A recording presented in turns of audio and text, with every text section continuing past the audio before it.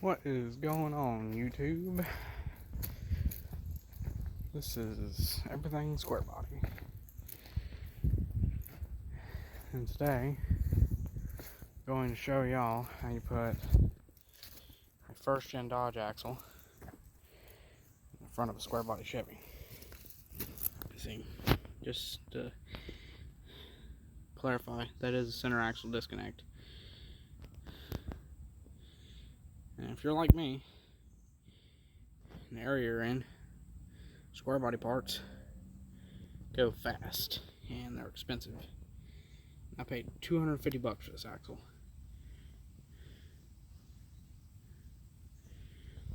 So, most of you don't know, but spring perch width on the front square body Chevy compared to a first gen Dodge. The first gen Dodge center to center, which is where the centering pins for the leaf springs go, it's only a ½ inch wider. Okay. Meaning that it's close enough to make work. Now, you can force the springs over and stuff like that and force it into place, but it's not going to work correctly. You're going to kill bushing super fast, and it's just, it's stuff's going to break. Okay. So the proper way to do this is Offer Designs makes a HD shackle kit that has special bushings in it. Let's see if I can get it in here for you. That moves the leaf springs to the outside of the truck a ½ inch on, not a ½ inch on each side. That in turn moves the springs where they need to be to line up with the purchase. Now, this kit, I think, is $160. And yes, you want to be technical, this would cost more in the long run, depending on where you get yourself a K20 axle. Now, this kit is advertised for the Dodge Dana 60 swap. See, there's a better example right there. You can see how the one side's got that big spacer. I can point it out for you here. You see, it's got this big spacer right here. This bushing's wider, and then this one over here is narrower. Now, if you did later go to a Chevy style axle and you decided, hey, well, I want to do this, I want to go back to this, got a good deal on this, maybe like a Dana 60 or something like that, you can take this washer, move it over here, and move the springs back over ½ inch, and that would work. But the brakes, they weren't too terrible to set up.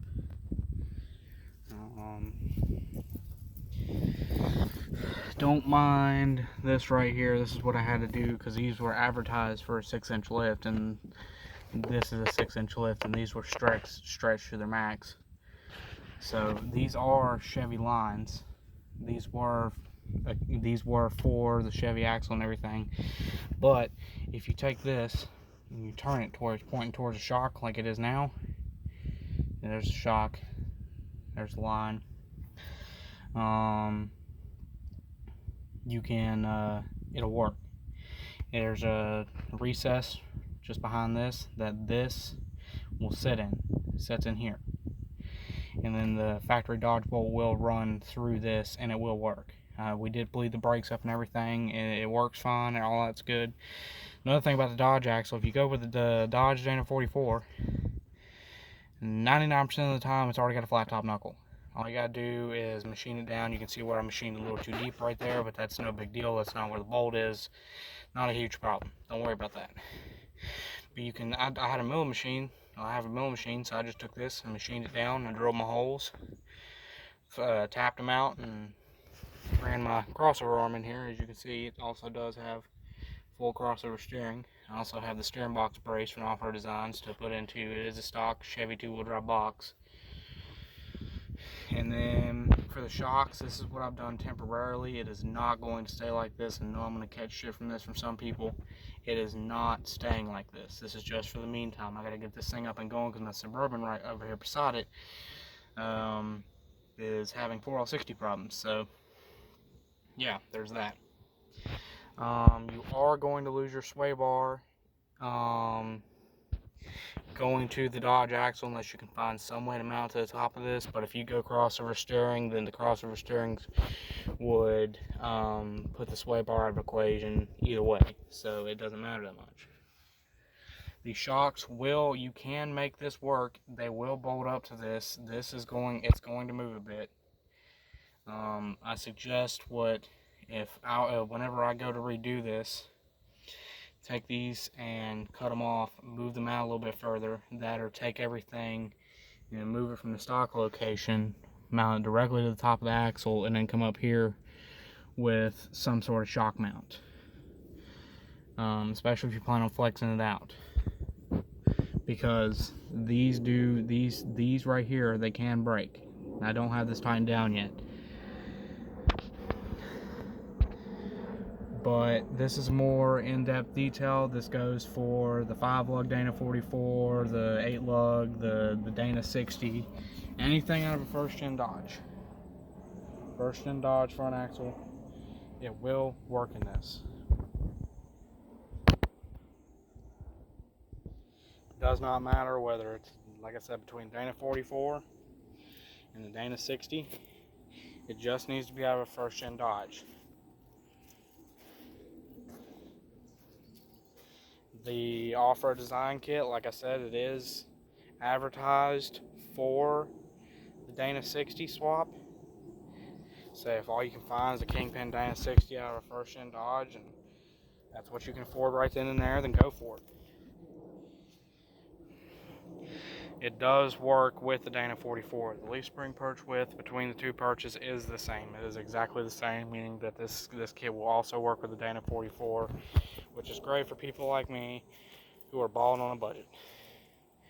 I've had this truck for about 2 years now, a little over 2 years. It's a 6.2 diesel K10. It's got a full floater 14 bolt in the back, Dodge Dana 44 up front, 6-inch super lift kit, HD shackles from Off-Road Designs, and this is the shackle kit with the greasable bolts and bushings. You see it's grease arc. All the bolts in the shackles and the spring hanger all have grease arcs, meaning that it's going to last way longer. It's easier to service. You're not having to pull it apart, try and get grease into it every once in a while. Just stick the grease gun to it and pump a little bit of grease into it. If you ain't got the money right then and there to buy the one with the grease arcs in it, that's understandable. Been there. You gotta do what you gotta do.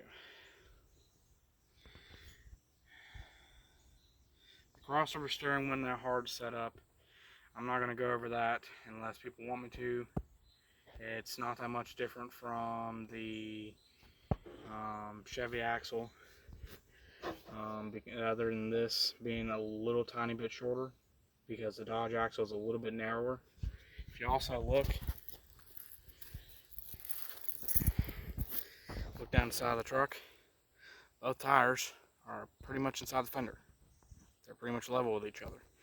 And any of you know Chevy stuff, you know that the Chevy axles are 2.5 inches wider up front.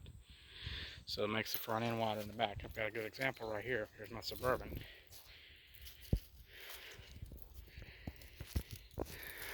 See how much further the front tire is sticking out compared to the back?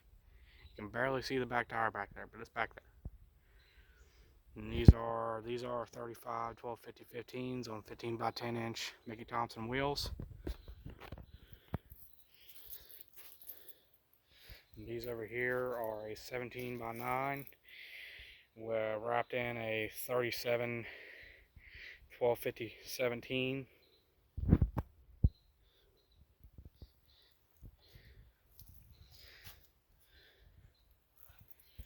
But But there will be more videos to come, in-depth videos on regearing a 14 bolt on a budget,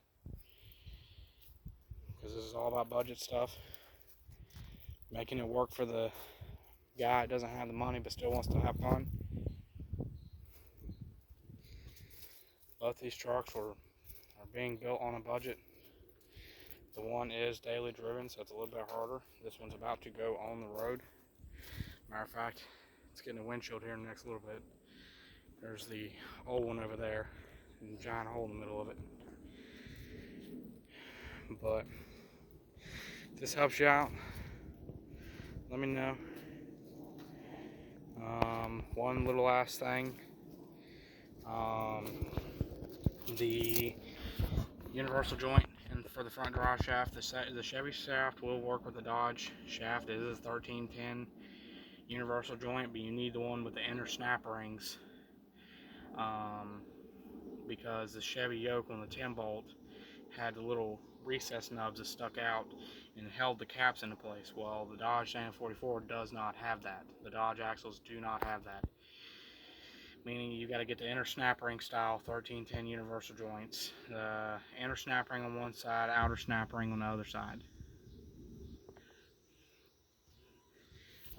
Another thing is, if you're going from half-ton to 3/4 ton swap or 1-ton swap, this goes in general for the back end either way. You go anything up from a 10 or 12 bolt, this will apply to you. But I think it's on the 82, 81, 82 and up trucks, correct me if I'm wrong, but the rear universal joint is an S44 joint. Now, a lot of people will sit here and tell you that it is a 1310 joint. That is incorrect. If it was an early to mid 70s, early 80s truck, then yes, they would more than likely be correct. But not all of these are 1310. It is an S44. So what you want to do is, if you go for a 14 bolt swap in the back, you want an S44 to 1350 U joint.